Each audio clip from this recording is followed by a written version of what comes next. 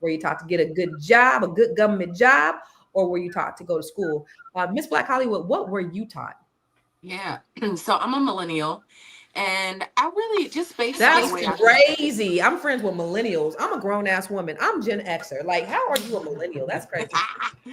We So Gen Xers, right? Dr. Felice, you a Gen Xer too, right? That's Yeah. right. so I'm a millennial. I'm on here with these old ladies, y'all. No, I'm just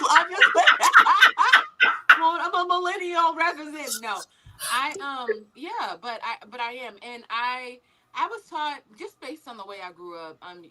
As everybody knows, I didn't really grow up the traditional way. I grew up with a community of family members, so nobody was really urging me to do one thing or another. It kind of was like everybody was just leading by example. I was watching people's lives play out and just saying, right? I think everybody understood that I was creative and that I could do certain things that were creative, but I don't know if anybody saw that as a career path for me. Yeah. But when it came for me to go to college, I was like, I'm gonna just go to college, right? Like, I had a sister cousin that was right before me that went to college. I was like, I'll just do what Adrian did.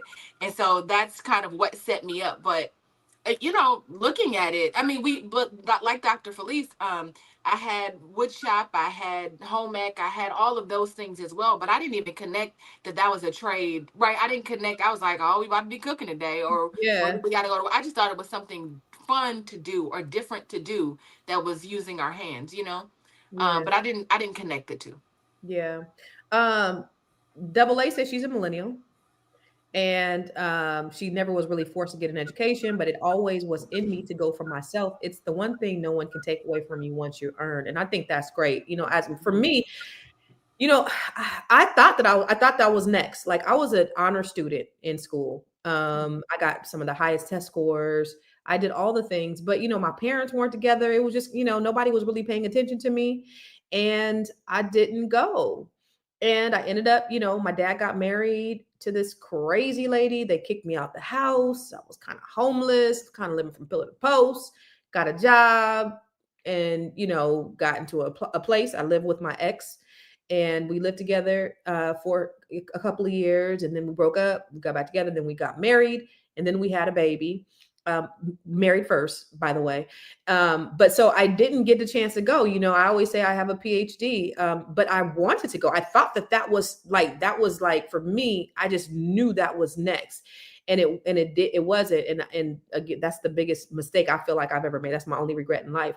But I did have the wherewithal to make sure that I got the skills that I needed. So I would take trainings during the weekend, like Manpower, the little temp agencies, they would have little classes you could take. I did everything. I learned everything. And when I worked at places like HP, at 18, 19 years old, they were like, oh, she's a whiz kid. She knows this, she knows that, because I made sure that my skill sets were up to par. Like, I was taking HTML. I was trying to learn everything that I could because I had to make up for that deficit. Mm. So, but when my friends were coming out of college, I was making more money than they were. And you You know, knew way more than they did, because and let I me did. tell you about those HBCUs. I mean, Yeah, we I mean, we college they too, were right? we were working, right?